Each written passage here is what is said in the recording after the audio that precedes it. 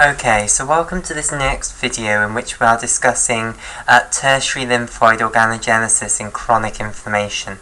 Okay, so we've discussed that a T lymphocyte, either a T helper 1 cell or a T helper 2 cell or a cytotoxic T cell, will stimulate the endothelial cells to undergo this transformation, which is going to allow them to recruit naive T cells and B cells into the interstitial space of the chronically inflamed area and form a tertiary lymphoid organ when it expresses lymphotoxin beta on its surface, which is going to bind to and activate the lymphotoxin beta receptor on the surface of the endothelial cells here. The lymphotoxin beta receptor is then going to activate both a canonical NF-kappa B pathway, which we're discussing now, and a non-canonical NF-kappa B pathway, which we'll discuss in a moment. Now, in the canonical pathway, what happens is the lymphotoxin beta receptor activates the MAP kinase, ERK kinase, kinase 3, and the transforming growth factor beta activated kinase 1. These then phosphorylate the inhibitor of NF-kappa B kinase beta, which is within this complex with some other inhibitor of NF-kappa B kinases. For instance, inhibitor of NF-kappa B kinase alpha and inhibitor of NF-kappa B kinase gamma. This complex, once the inhibitor of NF-kappa B kinase beta has been phosphorylated, is going to phosphorylate three types of inhibitor of NF-kappa B proteins: the inhibitor of NF-kappa B alpha, the inhibitor of NF-kappa B beta, and the inhibitor of NF-kappa B epsilon. And of these, it's fair to say that the inhibitor of NF-kappa B alpha is the most important. Now, these inhibitors of NF-kappa Bs, they bind to NF-kappa B, which is this dimer of P65 and P50. Well, this is the normal form of NF-kappa B. There are others, as we'll see in the non-canonical pathway. And they sequester it within the cytoplasm. So whilst the NF-kappa B here, circled in blue, has the inhibitor of NF-kappa B bound to it, it cannot go into the nucleus and it cannot act as a transcription factor. Okay, so when this complex phosphorylates the inhibitor of NF-kappa B, and it phosphorylates all three types here, okay, that does not lead to the inhibitor of NF-kappa B falling off the NF-kappa B. Instead, what it leads to is the ubiquitination of the inhibitor of NF-kappa B, and then what happens is the inhibitor of NF-kappa B will then be targeted for degradation by the proteasome, and whilst the inhibitor of NF-kappa B is being degraded into fragments, that will cause the release of the NF-kappa B now. And what the NF-kappa B will do is it will go now into the nucleus.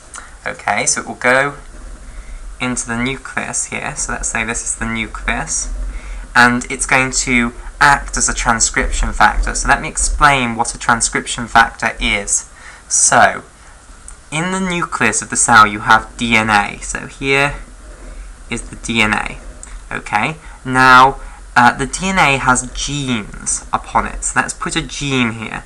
And upstream of all genes in eukaryotic cells, you have a region of DNA known as the promoter region. Okay, so this box that I've drawn first, this represents the gene.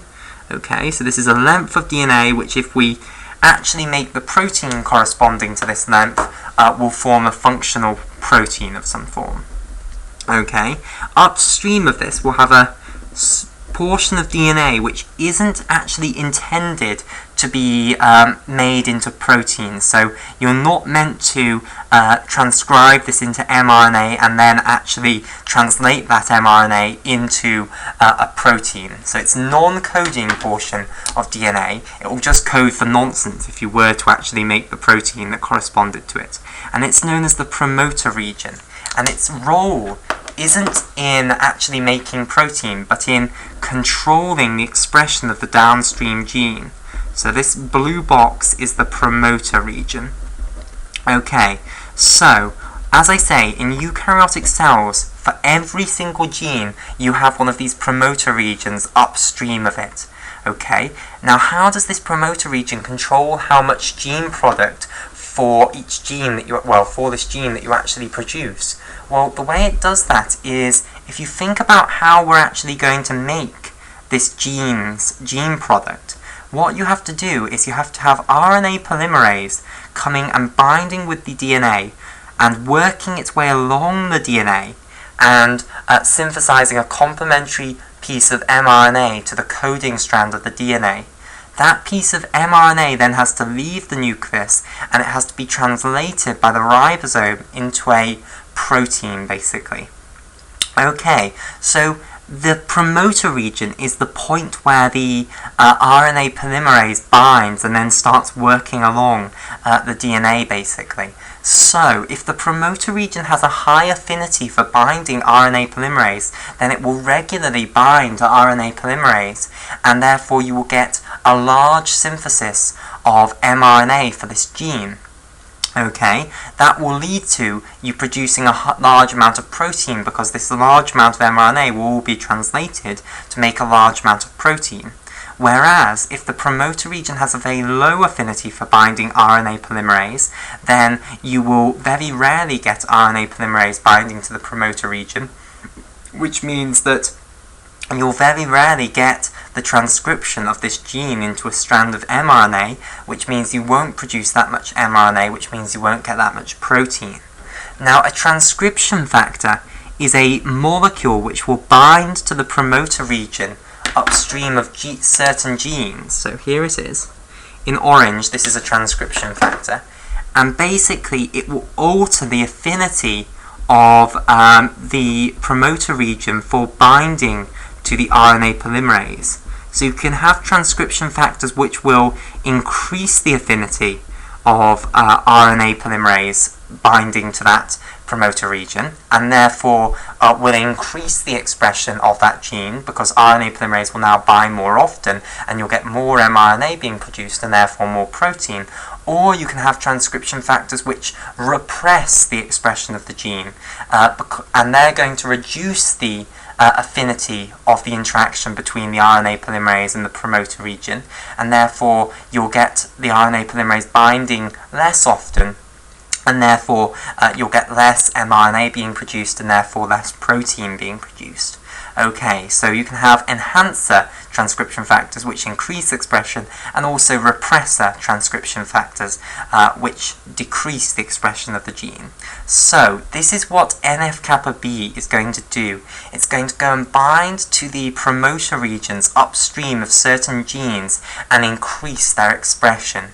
And this is going to lead to what's known as type 2 activation of those endothelial cells. So let me explain the proteins that you're actually going to produce. So you're going to upregulate your production of the enzyme cyclooxygenase 2, or COX-2. Okay, and when you upregulate your expression of cyclooxygenase 2, that's going to lead to the production of more prostacyclin. Okay, so cyclooxygenase 2 catalyzes the breakdown of arachidonic acid into prostaglandin H2. Okay, and prostaglandin H2 is a substrate for making, it's the thing that you're going to use to make prostacyclin. So cyclooxygenase 2 expression is going to lead to the production of more prostacyclin by the endothelial cells, and that's going to then lead to the vasodilatation of the arterioles, basically. Okay.